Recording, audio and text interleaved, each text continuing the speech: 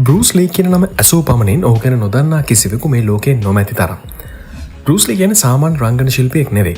ඔහුගේ දාර්ශනික අදහස් ලෝකේ පුරා වඩාත් කතා බහට ලක් වුණා. හැබැයි අවාසනාවකට වගේ කිසිවෙකු නොසිතපු විදියට 1973 වසරේ ජූනි 20 වන දින මොළේ ඇතිවන බ්‍රේන් එඩීමා නම් රෝගී තත්ත්වයක් හේතුවෙන් ඔහු මිය යනවා. මෙයදී ඔහුගේ වයස අවුරුදු 32ක් පමණයි. ඔහු විසින් භාවිත කළ වේදනානාශකයක් ඔහුගේ මරණයට හේතු වූ බවයි වෛද්‍යවරුන් සඳහන් කොට තිබුණේ. ජීවත් වූ කෙටි කාලය තුලදී බෲස් ලී විසින් තබා තිබූ ලෝක වාර්තා ගණනාවක් ගැන අදටත් ලෝකයේ බොහෝ දෙනා කතා කරනවා. විශ්ව ලෝකයේ තුලින් අද අපි ඔබ වෙතට අරගෙන එන්නේ බෲස් ලී විසින් පිහිට වූ අදටත් කිසිවෙකුටත් බිඳ දැමීමට නොහැකි වූ ලෝක වාර්තා 7ක් පිළිබඳ විශ්මිත තොරතුරුයි.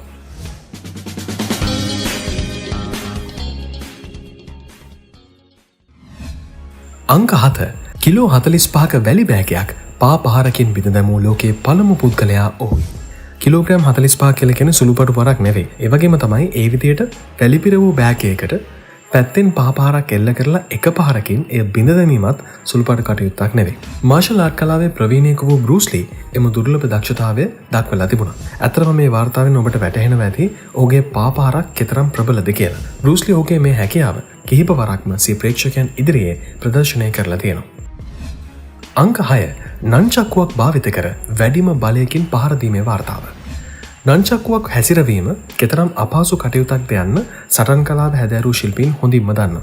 ඒක වෙනමම ආර්ට් එකක්. එහෙම නැත්නම් වෙනමම කලාවක් විදිහටයි සටන් ශිල්පීන් සැලකන්නේ. මේ බෲස් ලී නන්චක්කු හැසිරවීමේ කලාවේ අතිදක්ෂයෙක් බවයි සඳහන්.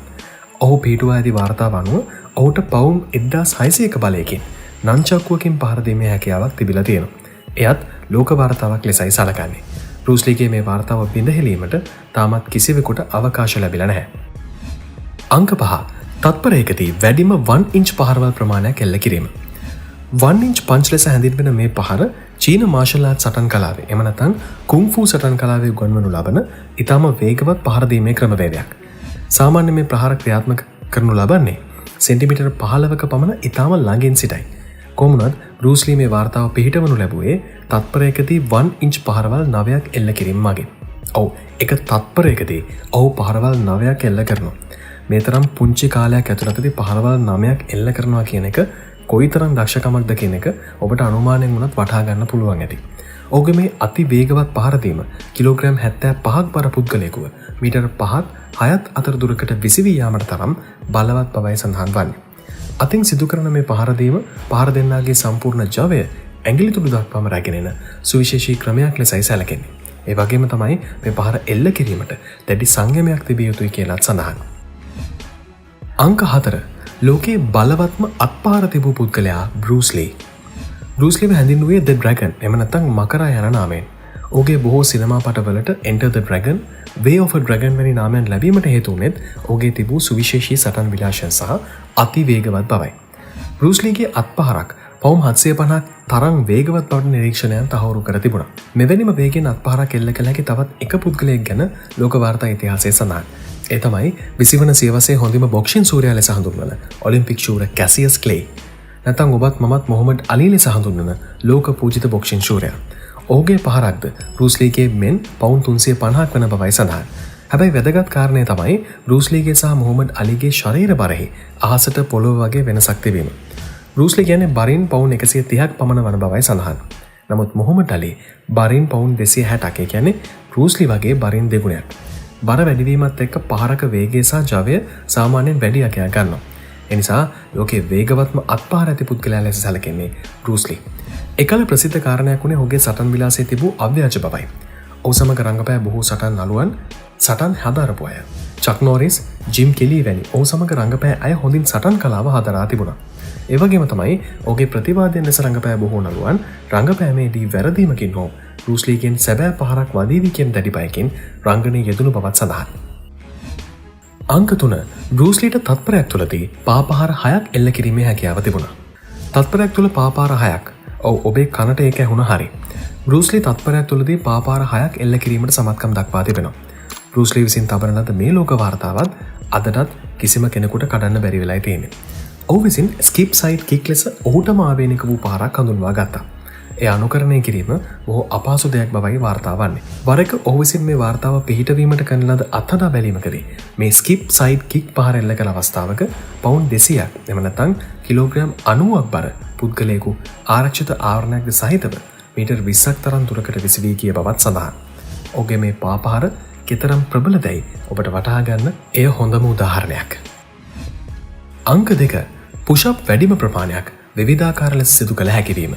බෲස් ලී ලෝක වාර්තා අතරට ගියේ පහරවල් වලින් පමණක් නෙවෙයි ව්‍යායාම සිදු කිරීම මගිනුත් ඔහු වාර්තා තැබුවා. බෲස් ලීට පුෂප් ව්‍යායාම 1500ක් එක දිගට කිරීමේ හැකියාව තිබී තිබෙනවා. ඒ වගේම තමයි තනි අතින් පමණක් අකණ්ඩව පුෂප් 400ක් සහ ඇඟිලි දෙකින් පමණක් යොදා ගනිමින් වරකට පුෂප් 200ක් සිදු කිරීමේ පුදුමාකාර හැකියාවකුත් ඔහුට තිබී තිබෙනවා. ඒ විතරක් නෙවෙයි මාපට ඇඟිලි තුඩ පමණක් පොළවේ ස්පර්ශ වෙනස තබාගෙන පුෂප් 100ක් ඔහු සිදු කර තිබුණා. මේ වාර්තා සියල්ල අදටත් නොකැඩී පවතින බවයි සඳහන්. බෲස් ලී විසින් අවස්ථා කිහිපයකදී විවෘත නොකරන ලද කොකාකෝලා කෑන් එකක් සිදුරු වී යන ලෙස ඇඟිලි දෙකක් පමණක් යොදා පහර දී තිබෙනවා. ඔහුගේ ඇඟිලිවල තිබූ ශක්තිමත්භාවය සහ ජවය එයින් මනාවට නිරූපණය වුණා. ඒ වගේම තමයි අපි කලින් සඳහන් කළ පුෂප් ප්‍රමාණය එකවරක සිදු කිරීමට ඇති හැකියාවෙන්ම ඔහුගේ දරා ගැනීමේ ශක්තිය කෙතරම් ප්‍රබලදැයි ඕන කෙනෙකුට හිතා ගන්න පුළුවන්. අංක 1 කිලෝග්‍රෑම් 135ක් බර වැලි පිර වූ බෑගයක් මීටර් 5ක් ඉහළට විසිවෙන ලෙස පහර දීම. ඉතින් බෲස් ලී විසින් සිය වසර 32ක් තරම් වූ කෙටි ජීවිත කාලය තුළදී කාටවත් කවදාවත් කරන්න බැරි මට්ටමේ වාර්තා පිහිට වුණා. සුවිශේෂී සටන් කලා හැකියාවන් පෙන්වුවා. ඒ වගේම තමයි වෙනස්ම නළුවෙකු ලෙසත් ප්‍රේක්ෂකයන් අතරේ විශාල ජනප්‍රියත්වයක් ලැබුවා. හැබැයි මේ කිසිම දෙයක් හරිහැටි භුක්ති විඳීමට ඔහුට නොලැබුණු බව තමයි ඔහුගේ සමීපතමයින් කියා සිටින්නේ. අපි දැන් කියන්න යන මේ බෲස් ලීගේ මේ වාර්තාවේදී ඔහු විසින් සිවිලිමක එල්ලා තිබූ පුහුණු වීම සඳහා යොදා ගන්නා කිලෝග්‍රෑම් 135ක් බර වැලි බෑගයක් විසිවී ගොස් සිවිලිමේම වදින ලෙස ප්‍රබල පාපහරක් එල්ල කළ බවයි සඳහන්. සිවිලිම වැලි බෑගයේ මට්ටමේ සිට මීටර් 5ක් පමණ උසකින් තමයි පිහිටලා තිබුණේ. මෙවැනි ප්‍රබල පහරක් යම් පුද්ගලයෙකුට එල්ල කළා නම් ඔහු නිසැක ලෙසම මිය යාමට ඉඩ තිබෙනවා. බෲස් ලී විසින් තිබූ මේ වාර්තාවත් තවමත් නොනැසී තිබෙන බවයි සඳහන් වන්නේ. ඉතින් බෲස් ලීගේ පුහුණුව සහ ඔහු සිය වෘත්තියට මෙන්ම ඔහු ඉගෙනගත් සටන් කලාවන්ට දැක් වූ අසීමිත භක්තිය ඔහු මෙලෙස අකාලයේ මිය නොගියා නම් තවත් වාර්තා රැසක් ලොවට දායාද කිරීමට ඉඩ තිබූ බවයි සඳහන් වන්නේ. ඇත්තටම කිව්වොත් ඔහු අද්විතීය මිනිසෙක් බව ඔහු තබා තිබෙන මේ සුවිශේෂී වාර්තාවලින් මනාවට ඔප්පු වෙනවා.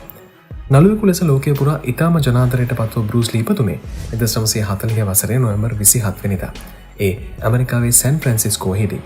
ඔහුගේ උපන් නම ලී ජුන් ෆැන්. බෲස් ලී වෘත්තිමය නළුවෙකු, දාර්ශනිකයෙක්, සිනමා අධ්‍යක්ෂකවරයෙක් වගේම නිෂ්පාදකයෙකුද වනවා. ඒ වගේම ඔහු මාෂල් ආර්ට් සටන් කලාවේ ඉහළටම ගිය සටන් ශිල්පියෙක්. බෲස් ලී 1964 වසරේදී ලින්ඩා එමරි සමග විවාහ වෙනවා. ඔවුන්ට බ්‍රෙන්ඩන් ලී හා ෂෙනෝන් ලී නමින් පුතෙක් සහ දුවෙක් සිටිනවා. බෲස් ලීගේ සටන් කලාව මාෂල් ආර්ට් සහ ජීට් කුන්ඩෝ යන සටන් කලා ද්විත්වයේ සම්මිශ්‍රණයක් ලෙසයි සැලකෙන්නේ. සටන් නළුවෙකු ලෙස ඔහු රංගපෑ චිත්‍රපට සියල්ලම පහේ ඉතාම ජනප්‍රියත්වයට පත් වුණේවා. ඔහු චිත්‍රපට 30කට අධික සංඛ්‍යාවකට තමන්ගේ රංගන දායකත්වයක් ලබා දුන්නා. Big Boss, Enter the Dragon, First of Fury හා The Way of a Dragon වැනි ඔහු රංගපෑ නිර්මාණ අදටත් ලෝකයේ පුරා ඉමහත් ජනප්‍රියත්වයක් උසරනවා. The Way of a Dragon චිත්‍රපටයේ ඔහු සහ ප්‍රකට නළු චක් නෝරිස් අතර සිදුවන සටන එවකට ලොව පුරා කතාබහට ලක් වූ ජවනිකාවක් ලෙස ඉතිහාසයේ සඳහන්. තාමත් අපිව සබ්ස්ක්‍රයිබ් කරන්න නැත්නම් දැන්ම අපිව සබ්ස්ක්‍රයිබ් කරන්න. තවත් කෙනෙකුට පේන මේ වීඩියෝ එක ෂෙයා කරන්නත් ඔන්න අමතක කරන්න එපා. තවත් දවසක අපි ඉක්මනින්ම මේ වගේම වීඩියෝ එකකින් හමු වෙනවා. එතෙක් රැඳිලා ඉන්න දිගටම විශ්ම ලෝකයේත් එක්ක ඔබට සුබ දවසක්. ආයුබෝවන්.